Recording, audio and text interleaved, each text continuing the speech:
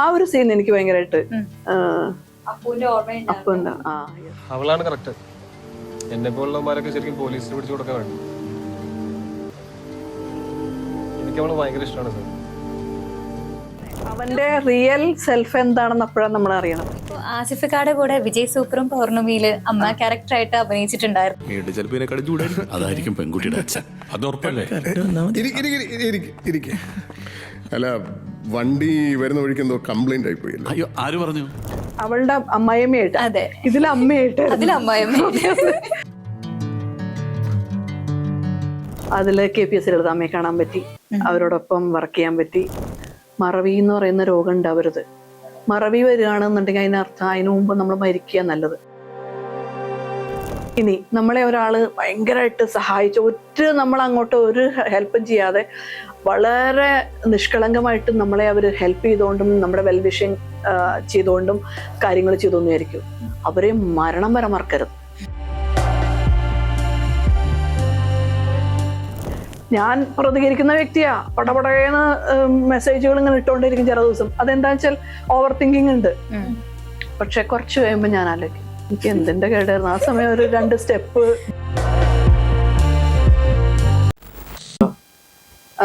പോലീസുകാരന് പൈത്യമാണോ ചോദിക്കുന്ന. അതെ അതെ അതെ അതെ. അപ്പോ ആ ഒരു അല്ല, അവനെ വെടിവെച്ചതിന് ശേഷം അവൻ തിരഞ്ഞെടുത്ത ഒരു ഡയലോഗ് പറയുന്നില്ലേ, അതായത് ഒരു ചിരിയോ എന്തോ ഒരു ചിരിയോട് കൂടിയല്ല അവൻ വീഴുന്നത്. എന്തോ പറഞ്ഞിട്ട് ആ ഒരു സീൻ എനിക്ക് ഭയങ്കരമായിട്ട് അപ്പുവിന്റെ ഓർമ്മയുണ്ടായിരുന്നു. അപ്പുവിന്റെ ഓർമ്മയിലൂടെയാണ് അവൻ പോകുന്നത്. അതിന് മുമ്പ് അവനെ കളിയാക്കുകയും ചെയ്യുന്നുണ്ട് പോലീസുകാർ. നീ പൈത്യമാടാ നീ ചോദിച്ച് കളിയാക്കുന്നു. അവന്റെ റിയൽ സെൽഫ് എന്താണെന്ന് അപ്പോഴാണ് നമ്മൾ അറിയണം. അതായത് അവളെ എങ്ങനെ അവനെ അക്സെപ്റ്റ് ചെയ്താലേ, എങ്ങനെ അക്സെപ്റ്റ് ചെയ്തില്ലെങ്കിലും അവന് അവളോടുള്ള സ്നേഹം അത്രയും പ്യുവറായിരുന്നു എന്നുള്ളത്. അപ്പോഴാണ് ശരിക്കുള്ള അപ്പു ആരാണെന്ന് നമ്മൾ മനസ്സിലാവണം. അതുവരെ ഇവളുടെ ചിന്തകൾക്കൊപ്പം തന്നെ നമ്മൾ ഇവനൊരു സ്ഥിരതയില്ലാത്ത ലവർ ആയിരിക്കാം, ഇവനിങ്ങനെ ഇടയ്ക്ക് പോകുമ്പോൾ. പക്ഷെ ആ ഒരു മൊമെന്റിൽ നമുക്ക് മനസ്സിലാവും അവളായിരുന്നു ശരി എന്ന് പറഞ്ഞിട്ട് തന്നെയാണ് അവൻ പോണത്. ശരിയാണ്. അപ്പൊ അത് ആ ഒരു സീനാണ്. അതുമല്ല, മാത്തനെ പിടിക്കാൻ തന്നെ കാര്യം അപ്പു റെസ്റ്റോറന്റിലേക്ക് വരുന്നു. ആ ഒരു തൊപ്പി അവിടെ കിടക്കുമ്പോ അപ്പു അതിലേക്ക് ഫോക്കസ് ചെയ്ത് നോക്കുന്നുണ്ട്. അതെ അതെ. അതും പിന്നെ അത് കഴിഞ്ഞ് അപ്പു മോഡലിങ്ങിന്റെ അതിലേക്ക് പീക്ക് ലെവലിലേക്ക് പോയി. അത് അതിൽ കാണിക്കുന്നുണ്ട്. മാത്തനാണെങ്കിൽ അപ്പോഴും അപ്പു വിശ്വസിക്കുന്നുണ്ട്. ലാസ്റ്റ് പറഞ്ഞു പോകുന്നൊരു ഡയലോഗാണ്, മാത്തൻ പൂച്ചയുടെ ജന്മമാണ്, 4 കാലിൽ വീണ്ടും വരും എന്നുള്ള രീതിയിൽ. ആ തുടക്കത്തിൽ കാണിക്കുന്ന ആ ഒറ്റ ഫ്രെയിമും അവസാനം കാണിക്കുന്ന ആ പോകുന്ന വഴിയും എല്ലാം ഒരുപോലെ തന്നെയാണ്. അപ്പൊ അപ്പോഴും മാത്തന് വേണ്ടി വെയിറ്റിംഗ് ആണ്. അതെ അതെ, അതങ്ങനെയാണല്ലോ. നമ്മള് ശരിക്കും ഒരു സ്നേഹം, ശരിക്കുള്ള ഒരു സ്നേഹമാണെന്നുണ്ടെങ്കിൽ അവിടെ ശരീരം ബാധകമല്ല എന്നാണ്. അതായത് ഭൗതികമായിട്ടുള്ള ഒന്നും വേണ്ടിയിട്ടായിരിക്കില്ല. ആത്മാവുകൾ തമ്മിൽ ഇഷ്ടപ്പെട്ടു, ആത്മാവുകൾ തമ്മിൽ അത് കണ്ടിന്യൂ ചെയ്തുകൊണ്ടേയിരിക്കും. അവർ ഇനിയും കാണും. കാരണം അത് അങ്ങനെ ആയിരിക്കാം അവർ ഈ ജന്മത്തിൽ വന്നതും. കാരണം എപ്പോഴും ബാക്കി വെച്ച് പോകുന്നതൊക്കെ കംപ്ലീറ്റ് ചെയ്യാൻ വേണ്ടി വരേണ്ടി വരും. ഇൻകംപ്ലീറ്റ് ആയിട്ട് അപ്പൊ നമുക്ക് അങ്ങനെ വിശ്വസിക്കാം. അതെ. ഇപ്പൊ ആസിഫിക്കാടെ കൂടെ വിജയ് സൂപ്പറും പൗർണമിയില് അമ്മ ക്യാരക്ടറായിട്ട് അഭിനയിച്ചിട്ടുണ്ടായിരുന്നു. ആ ഒരു ലൊക്കേഷന്റെ വിശേഷങ്ങൾ ഒന്ന് പറയാമോ? അത് ഈ പറയുന്ന പോലെ തന്നെ അതില് നമ്മുടെ മായാനദിയിൽ അപ്പുവിന്റെ ഇതില് അല്ല, അതെ, അവളുടെ അമ്മായിയമ്മയായിട്ട്, ഇതില് അമ്മയായിട്ട്, ഇതാ ഞാൻ പറഞ്ഞത് ഈ അമ്മായിയമ്മ. അപ്പൊ എന്താ പറയാ, അത് നല്ലൊരു ഫാമിലി എന്റർടൈനറാണ്. എല്ലാവർക്കും ഇഷ്ടപ്പെട്ട, അതിപ്പോ ജെൻസിക്കാണെങ്കിലും മിഡിൽ ഏജ്ഡ് ആൾക്കാർക്കാണെങ്കിലും എല്ലാ പ്രായക്കാർക്കും മലയാളി മനസ്സുള്ളവർക്കൊക്കെ ഇഷ്ടപ്പെട്ട ഒരു, കാരണം അതിൽ കുറച്ച് മെസ്സേജസ് നല്ലോണം ഉണ്ടായിരുന്നു. അപ്പം സിനിമ വൈസ് എനിക്കത് നല്ല ഗുണം ചെയ്തിട്ടുണ്ട്. കാരണം എല്ലാവരും ശ്രദ്ധിച്ചിട്ടുണ്ട്. നല്ല ഈ പറഞ്ഞ ക്രൂ, കാസ്റ്റ് ആൻഡ് ക്രൂ നല്ല ടീമായിരുന്നു. ജിസ്റ്റോയെ അറിയാലോ, മെസ്സേജിന്റെ ഉസ്താദാണ്. അപ്പൊ മെസ്സേജുകള് സമൂഹത്തിലേക്ക് കൊടുക്കാൻ വേണ്ടി അത് നമ്മുടെ റിയൽ ലൈഫുമായിട്ട് ബന്ധപ്പെട്ട രീതിയിൽ അങ്ങനെ കോർത്തിണക്കിയ ഒരു സിനിമയായിരുന്നു അത്. അതില് KPS ലളിതാമ്മയെ കാണാൻ പറ്റി, അവരോടൊപ്പം വർക്ക് ചെയ്യാൻ പറ്റി. അപ്പൊ അതൊരു ഭാഗ്യം.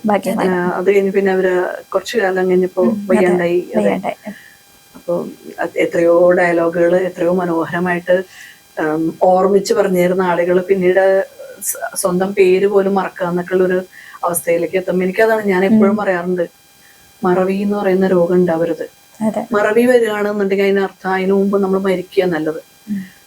വൈ? ബിക്കോസ് നമ്മള് എത്രത്തോളം പ്രസന്റബിൾ ആയിട്ട്, എത്രത്തോളം കോൺഫിഡന്റോട് കൂടി എത്ര കഥാപാത്രങ്ങൾ നമ്മള് ഡയലോഗൊക്കെ തീപ്പൊരി പോലെ പറഞ്ഞ ഒരാള് ഓർമ്മയില്ലാണ്ടാവുക, എന്റെ പേരെന്താന്ന്, ഞാൻ ആരാണെന്നും മുമ്പിൽ നിൽക്കുന്ന മകനോ മകളോ ആരാണെന്നും അറിയാത്തൊരവസ്ഥയിലേക്ക് എത്തുക പറഞ്ഞാൽ അതിൽ വലിയൊരു ട്രാജഡി വേറെയില്ല. ഞാൻ മക്കളോട് ഇപ്പോഴേ പറഞ്ഞിട്ടുണ്ട്, അമ്മ മറവിയോ അല്ലെങ്കിൽ കിടപ്പിലാവി പോവുകയോ ചെയ്യുകയാണെങ്കിൽ ഉടനെ ഞാൻ ഇപ്പോഴേ എഴുതി വെച്ചേക്കാം, ദയാവധം ചെയ്യുക.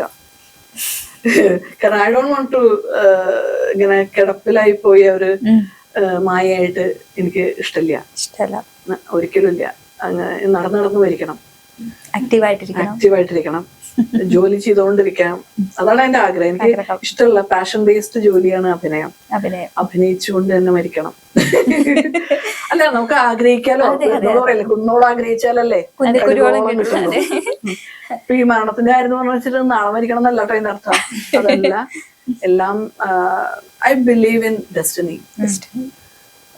ഡെസ്റ്റിനി ഇൻ ദ സെൻസ് നമ്മളും കൂടി ചേർന്നുണ്ടാക്കുന്ന ഡെസ്റ്റിനിയാണത്. അപ്പൊ നമ്മൾക്ക് ഇപ്പൊ മനുഷ്യരാണ്, നമ്മള് തെറ്റുകൾക്കോ കുറ്റങ്ങൾക്കോ അതീതരല്ല. നമ്മളിവിടെ എക്സ്പീരിയൻസ് ചെയ്യാൻ വേണ്ടി മാത്രമാണ് ഈ ഭൂമിയിൽ വന്നിരിക്കുന്നത്. അപ്പൊ നമ്മൾ ഈ ഭൂമിയിൽ വന്നിരിക്കുന്ന സമയം നമ്മൾ പഠിക്കാനാണ്, വ്യക്തികളെ വരെ പഠിക്കണം. ഒരാള് നമ്മളെ ചതിക്കാമെന്ന് തോന്നിയായിരിക്കോ, അയാളിൽ നിന്ന് നമുക്ക് പലതും പഠിക്കാനുണ്ട്, എങ്ങനെ ആവരുതെന്ന്. ഇനി നമ്മളെ ഒരാള് ഭയങ്കരമായിട്ട് സഹായിച്ചു, നമ്മൾ അങ്ങോട്ട് ഒരു ഹെൽപ്പും ചെയ്യാതെ വളരെ നിഷ്കളങ്കമായിട്ട് നമ്മളെ അവര് ഹെൽപ്പ് ചെയ്തുകൊണ്ടും നമ്മുടെ വെൽവിഷിങ് ചെയ്തുകൊണ്ടും കാര്യങ്ങൾ ചെയ്തോന്നായിരിക്കും. അവരെ മരണം വരെ മറക്കരുത്. അവർക്ക് എപ്പോഴെല്ലാം നമ്മൾ ഹെൽപ്പ് ചെയ്യാൻ പറ്റുമോ അപ്പോഴെല്ലാം നമ്മൾ ഒരു വാക്കുകൊണ്ടെങ്കിലും പറ്റുന്നുണ്ടെങ്കിൽ പറ്റണം. അല്ലാതെ എപ്പോഴും നമുക്ക് സാമ്പത്തികമായിട്ട് എല്ലാവരും സഹായിക്കാൻ പറ്റില്ല. ലോകത്തെ മുഴുവൻ നമുക്ക് സഹായിക്കാൻ ആർക്കും പറ്റില്ല. നമ്മൾക്ക് ഒരു വാക്കുകൊണ്ട് അവർക്ക് ഹെൽപ്പ് എത്തിക്കാൻ പറ്റും. തീർച്ചയായിട്ടും. കാരണം അതാ ഞാൻ പറഞ്ഞേ, നമ്മൾക്ക് എന്ത് തരത്തിൽ അത്തരം ആളുകൾക്ക്, അത്രയും ജെന്യുവൻ ആയിട്ടുള്ള ആളുകൾക്ക് ഹെൽപ്പ് ചെയ്യാമോ ഹെൽപ്പ് ചെയ്യണം. പഠിക്കുക. ജീവിതം എന്ന് പറയുന്നത് ഒരു പാഠപുസ്തകമാണ്. വെറുതെയുള്ള പാഠപുസ്തകമല്ല, നല്ല നിറങ്ങളും നല്ല കളർഫുൾ ആയിട്ട് നമ്മൾ പെയിന്റ് ചെയ്യണം. അതില് തെറ്റുകൾ വരാം, സാരില്ല, ഒന്ന് എറേസ് ചെയ്യാം, മനോഹരമാക്കുക അതിനെ. ഇനി മോശം ആളുകൾ വന്നു, സാരില്ല, എന്നേ ഇത് ഇവിടെ ഒന്നും തീരില്ല ലൈഫ്. നമ്മള് അവരോട് താങ്ക് യു പറയാ. കാരണം അവര് വന്നത് കർമ്മ റിലീസ് ചെയ്യാനാണ്. ബീങ് എ സ്പിരിച്വൽ ജേർണിയിൽ പോകുന്ന ഒരാൾ എന്നുള്ള നിലയിൽ ഞാൻ വിശ്വസിക്കുന്നു, നമ്മൾ വെറുതെ പാസ് ചെയ്യുന്ന ഒരാൾ പോലും വെറുതെ പാസ് ചെയ്യുന്നതല്ല. ഒരു ലെസൺ പഠിപ്പിക്കാനോ അവർക്ക് എന്തെങ്കിലും റോൾ ഉണ്ട്, ചെറുതായിട്ടെങ്കിലും. നമ്മൾക്ക് നമ്മൾ പോലും അറിയില്ല ആ റോൾ എന്താണെന്ന്. ദൈവത്തിന് ആ പ്ലാനുകൾ ഫുൾ എല്ലാം അറിയാം. അപ്പോ എന്താ പറയാ, life is an experience. Life is to experience എന്നാണ്. അപ്പോ നമ്മൾ അത് മാത്രം നോക്കിയാൽ മതി, അതിൽ തെറ്റ് ശരിയൊന്നുമില്ല. പക്ഷെ തെറ്റ് പറ്റിയാൽ അവിടെ നിന്ന് പഠിക്കണം, പിന്നെ യെസ്, അവിടെ നിന്ന് പിന്നെ നമ്മള് ശരികളിലേക്ക് മാത്രമായിരിക്കണം നടക്കണം. കോൺഫിഡന്റ് ആവണം. ആരെയും എന്താ പറയാ, ഈ നമ്മളോട് തെറ്റ് ചെയ്തവരോട് നമ്മൾ ക്ഷമിക്കണം. എന്തിനാണോ ക്ഷമിക്കേണ്ടത്? ക്ഷമിച്ചാൽ ആ കോഡ് അവിടെ കട്ടായി. ഇല്ലെങ്കിൽ ഉള്ളിൽ വെച്ചോണ്ടിരിക്കുന്ന ആരാ വിഷമിക്കണേ അവരറിയണ പോലും ഉണ്ടാവില്ല. നമ്മള് ചില ആളുകളെ എന്താ ഇങ്ങനെയൊക്കെ പറയണേക്കാം, എന്താ ശത്രു സംഹാരം എന്നൊക്കെ ഇങ്ങനെ നമ്മൾ കളിയിക്കിടെ പറയും. ശത്രു സംഹാരം എന്താണ്? ശത്രു സംഹാരം, ശത്രു എന്താ? നമ്മുടെ ഉള്ളിലല്ലേ ശത്രു. നമ്മളൊരാളോടോ അല്ലെങ്കിൽ ഒരു സാധനത്തിനോടോ ശത്രുത വെക്കുമ്പോഴാണ് അത് ശത്രു ആവണത്. അപ്പൊ എവിടെയാ പ്രശ്നം? അവരല്ല നമ്മുടെ ശത്രു, നമ്മൾ തന്നെയാ നമ്മുടെ ശത്രു. സോ നമ്മൾ ആ ശത്രുവിനെ എടുത്ത് കളയാ, അവർക്ക് ബ്ലെസ്സിങ്സ് കൊടുക്കുക, അവരോട് ക്ഷമിക്കുക വേണമെന്ന് വെച്ച്. സീരിയസ്ലി ഇതെന്താ ചെയ്തൊരു സിമ്പിൾ ടെക്നിക്കാണ്, പക്ഷെ അതിന്റെ പവർ ഇറ്റ്സ് വെരി പവർഫുൾ. കാരണം ഈ നമ്മൾ ഇവിടത്തെ ശത്രുവിനെ എടുത്ത് കളഞ്ഞോട് നമ്മൾ റിലാക്സ്ഡ് ആയി, നമ്മുടെ മനസ്സിന്റെ ഒരു ഭാരം പോയി, പിന്നെ നമുക്ക് സുഖമായിട്ട് ചിരിച്ചു കളിച്ച് കിടക്കാം. എപ്പോഴും നിങ്ങളുടെ ചിരി മായാതെ നോക്കുക. എനിക്ക് എല്ലാവരോടും പറയാനുള്ള ഒരു കാര്യമാണ്, ലൈഫില് നമ്മളെപ്പോഴും പുഞ്ചിരിയോട് കൂടി നേരിടാം. വേദന വരുന്നേ, ദുഃഖങ്ങൾ വരുന്നേ, അതൊക്കെ വരട്ടെ. നമുക്ക് നമ്മളിവിടെ വന്നിക്കണ എന്തിനാ? ഒരു കാര്യം പഠിക്കാനാ. അതെ. നമ്മൾക്ക് തന്നക്കണ കഥാപാത്രം നമ്മൾ നന്നായിട്ട് പഠിച്ച് ചെയ്യാനാണ് നമ്മളിവിടെ വന്നിക്കണ. Yes, we are doing our specific characters. അപ്പൊ ആ ക്യാരക്ടർ എത്രത്തോളം ഭംഗിയാക്കാം. ആ ക്യാരക്ടർ എങ്ങനെയുള്ള കഥാപാത്രമാണ്? വില്ലൻ ആവണോ, ഹീറോ ആവണോ? എനിക്ക് ഹീറോ ആയാൽ മതി. അപ്പൊ ഹീറോ ആവുമ്പോ ഞാൻ എന്താ ചെയ്യാ? എല്ലാവർക്കും നല്ലത് വിഷയം, നല്ലത് എല്ലാവരെയും ബ്ലസ് ചെയ്യും, എല്ലാവരെയും ആക്സെപ്റ്റ് ചെയ്യും. പക്ഷെ പറയാനുള്ളത് തുറന്നു പറയും. വാക്ക് എന്റെ എനിക്ക് ശരിയെന്ന് തോന്നുന്നത് ഞാൻ എവിടെയും പറയും. അതിനർത്ഥം എനിക്ക് നിങ്ങൾ ആരും ശത്രുക്കളല്ല. എനിക്ക് ഞാൻ ഈ പറയുന്ന കാര്യത്തിലെ കാര്യം മാത്രം നിങ്ങൾ എടുത്താൽ മതി. ഇത് പേഴ്സണൽ അല്ല എന്നർത്ഥം. ഞാൻ എഴുതുന്ന ഓരോ വാക്കും എന്റെ അനുഭവങ്ങളിൽ നിന്നുള്ളതായിരിക്കും. അത് പഠിച്ച് എഴുതുന്നതായിരിക്കും. അതായത് സംഭവങ്ങളെ പഠിച്ച് എഴുതുന്നതായിരിക്കും. ആ സംഭവത്തിലെ കാതലുണ്ടോ നോക്കിയാൽ മതി. അല്ലാതെ അത് പേഴ്സണൽ അല്ല, ഒരു വ്യക്തിഹത്യയല്ല. അങ്ങനെ എടുക്കുകയോ വേണ്ട. പറയാനുള്ളത് ഞാൻ പറയും. പക്ഷെ അതിനർത്ഥം എനിക്ക് ആരും ശത്രുക്കളില്ല. I am really peaceful over here. അതുകൊണ്ടാണ് എത്ര വിഷമം വന്നാലും, എത്ര പുഞ്ചിരി, എത്ര എന്താ പറയുക ബുദ്ധിമുട്ട് വന്നാലും, എന്ത് വന്നാലും ഞാൻ എന്റെ ചിരി വിടില്ല. ഞാൻ ചിരിക്കും. അതുപോലെ നമ്മളെല്ലാവരും, നമുക്ക് എന്ത് ചെലവുണ്ട്? നമ്മളെ ഒരു മനുഷ്യരെ കണ്ട നമ്മൾ പുറത്തേക്ക് ഇറങ്ങുമ്പോൾ രാവിലെ തന്നെ ചിലരുണ്ട് രാവിലെ ഇന്ന് ആർക്ക് പണി കൊടുക്കാം കേൾക്കാം. അതേസമയം നമ്മളൊന്ന് എനിക്കിരുന്ന് നല്ലോണം ശ്വാസമൊക്കെ വിശ്വസിച്ച് ഒന്ന് കൂളായിട്ടൊക്കെ ഇരുന്നിട്ട് ഒന്ന് ഈശ്വരനെയോ അല്ലെങ്കിൽ നമ്മുടെ മാതാപിതാക്കളെയോ ഒക്കെ ഒന്ന് അവർക്ക് വേണ്ടി നല്ലത് വിചാരിക്കുക. അല്ലെങ്കിൽ മക്കളുണ്ടെങ്കിൽ മക്കൾക്ക് വേണ്ടി ഇതെല്ലാം വിചാരിച്ചതിന് ശേഷം നല്ല കാര്യങ്ങൾ എന്തെങ്കിലും ചെയ്യാനുള്ളതോ അങ്ങനെ പോസിറ്റീവായിട്ടുള്ള കുറച്ച് കാര്യങ്ങൾ, നിങ്ങൾക്ക് ഇഷ്ടമുള്ള ഹോബികള് അതിലേക്കൊക്കെ ഒന്ന് ചെയ്തു വെക്കും. പക്ഷെ പറയാൻ പറ്റില്ല കേട്ടോ. ഇതൊക്കെ പറയാന്നുണ്ടെങ്കിലും നമ്മള് നല്ലതൊക്കെ വിചാരിച്ചിറങ്ങി സോഷ്യൽ മീഡിയ തുറന്ന കഴിഞ്ഞു. ദുരന്തങ്ങളും പൊളിറ്റിക്കൽ അടികളും. അപ്പൊ നമ്മുടെ മൈൻഡൊക്കെ ഒന്ന് പൊല്യൂട്ട് ആവും. പക്ഷെ നമ്മള് കാം ഡൗൺ ചെയ്യണം. എഴുത്ത് വേറെ, നമ്മുടെ മനസ്സിലേക്ക് അതൊന്നും എടുക്കരുത്. നമുക്ക് പറയാനുള്ളത് പറയാം, എഴുതാനുള്ളത് എഴുതാം. പക്ഷെ അത് വെച്ച് മനുഷ്യരെ അളക്കരുത്. കാരണം എല്ലാ ജാതിയിലും എല്ലാ മതത്തിലും എല്ലാ തരം ആളുകളിലും നല്ലതും ചീത്തയും ഉണ്ട്. ഈ നല്ലത് ചീത്ത എന്നത് ഓരോ പെർസ്പെക്റ്റീവാണ്. അല്ലാതെ അവര് നല്ലതോ ചീത്തയോ ആയിട്ടല്ല. ദെർ ഇസ് നോ നല്ലത്, ദെർ ഇസ് നോ ചീത്ത. അത് പെർസ്പെക്റ്റീവാണ്. ഇപ്പൊ നമുക്ക് ഒരാൾ നല്ലതാണെങ്കിൽ ആ ആള് വേറൊരാൾക്ക് മോശമായിരിക്കും. അതെ, ആയിരിക്കാം. അപ്പൊ അവരുടെ കഥയിൽ ചിലപ്പോ വില്ലനായിരിക്കും. അതെ, അവരുടെ കഥയിലെ വില്ലനായിരിക്കും നമ്മുടെ ഹീറോ. അപ്പൊ അതുകൊണ്ട് മുൻവിധിയോടെ കാണാതിരിക്കുക, ജഡ്ജ് ചെയ്യരുതാരെയും. പക്ഷെ ഞാൻ പറഞ്ഞല്ലോ, നമ്മൾ പഠിച്ച കാര്യങ്ങളെ, നമ്മുടെ അനുഭവങ്ങളെ നമുക്ക് പറയാനുള്ളത് പറയുക തന്നെ വേണം. കാരണം ഇങ്ങനെയും ഉണ്ട്. കാരണം എല്ലാവർക്കും തുറന്നെഴുതാനുള്ള ധൈര്യം ഉണ്ടാവില്ല, തുറന്നെഴുതാനുള്ള ചങ്കൂറ്റം ഉണ്ടാവില്ല.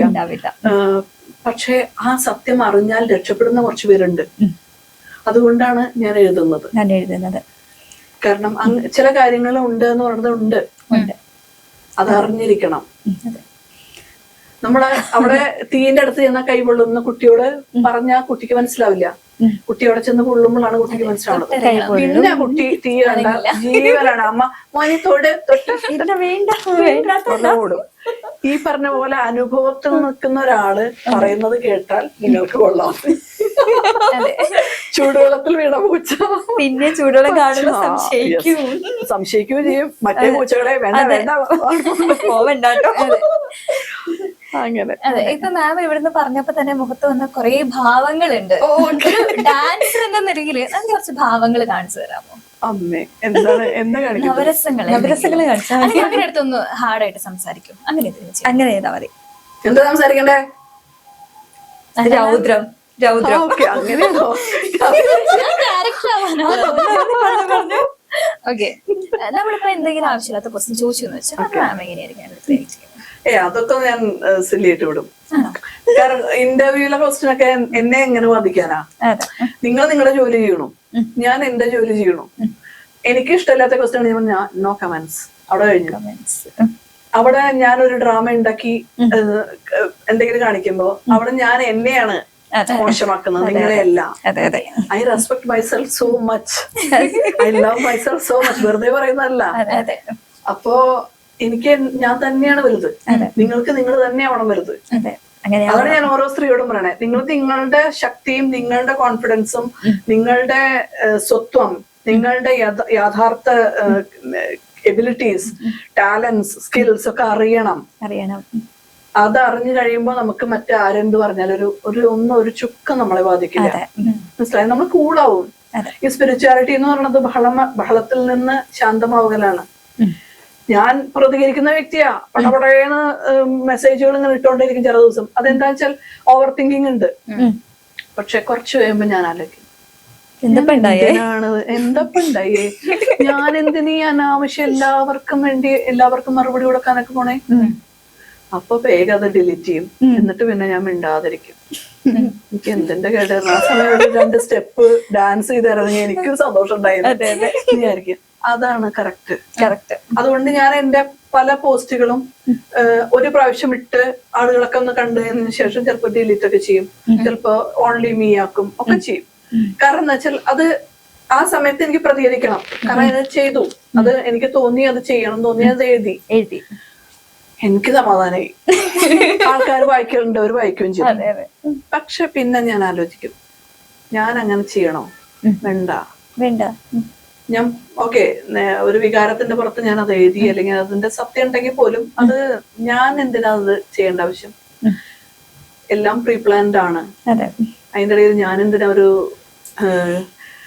പക്ഷെ അത് വിചാരിച്ച ഞാൻ റിയൽ ലൈഫില് സ്ത്രീകളെയും ഗൈഡ് ചെയ്യേണ്ടി വന്നാൽ ഗൈഡ് ചെയ്യും. അത് വേറെ ഒന്നും കൊണ്ടല്ല, പ്യുവർ വെൽവിഷർ ആയതുകൊണ്ടാണ്. ഞാൻ പറഞ്ഞല്ലോ, എനിക്ക് സ്ത്രീകളോട് കുറച്ച് എനിക്ക് പെൺകുട്ടികളെയാണ് ഭയങ്കര ഇഷ്ടം. പക്ഷെ ദൈവം സഹായിച്ച് തന്നത് ആൺകുട്ടികളെയാണ്. അല്ല, അതാണ് ഞാൻ പറഞ്ഞേ. ആദ്യം ഞാൻ ആഗ്രഹിച്ചെന്താ പെൺകുട്ടികള്, പക്ഷെ എനിക്ക് ഇത് ആൺകുട്ടികള്. അപ്പൊ ദൈവം എന്താ, നീ എന്തിനെയാണോ വെറുക്കുന്നത് അതിനെ ആദ്യം സ്നേഹിക്ക്. പെൺകുട്ടികളെ നീ എപ്പോഴും സ്നേഹിക്കൂലോ. നീ അവരെ മനസ്സിലാക്കുക. നിന്റെ ജീവിതത്തിൽ വരുമ്പോഴല്ലേ നീ അവര് നല്ലതാണോ ചീത്തയാണോ. അപ്പൊ ഞാൻ ആലോചിച്ചു, ഇവരെയാണോ ഞാൻ വെറുതെ. കാരണം ഭയങ്കര സ്ട്രെയിറ്റ് ഫോർവേഡ് ആണ് ആൺപിള്ളേർ, ഭയങ്കര സ്ട്രെയിറ്റ് ഫോർവേഡ് ആണ്. നമ്മള് സ്ത്രീകൾക്ക് ഉള്ളില് ഒന്ന് വച്ചിട്ട് പുറമേക്ക് ചിരിക്കാൻ പറ്റും. അതെന്തുകൊണ്ടാ വെച്ചാൽ നമ്മൾ അങ്ങനെയാണ് സോഷ്യലി കണ്ടീഷൻ ഉണ്ടായിരിക്കണത്. സ്ത്രീ എന്ത് സഹിക്കണം, അത് എന്നൊക്കെ പറഞ്ഞാൽ ഓൾറെഡി നമ്മുടെ അത് വന്നു കഴിഞ്ഞു, കോഡഡായി. അപ്പോ നമ്മൾക്കിത് സാധിക്കും. നമുക്ക് ദേഷ്യം വന്നാലും നമ്മളിപ്പോ ബോസിനോടൊക്കെ ദേഷ്യം വന്നാലും നമ്മൾ എന്ത് ചെയ്യും? അത് നിവൃത്തിയില്ല. അതൊരു അങ്ങനെ ഇത് പോയി. ഇപ്പോഴല്ല, ഇപ്പോഴത്തെ എല്ലാവരും റെസ്പോണ്ട് ചെയ്തു തുടങ്ങി, അതിന് റിയാക്ട് ചെയ്തു തുടങ്ങി.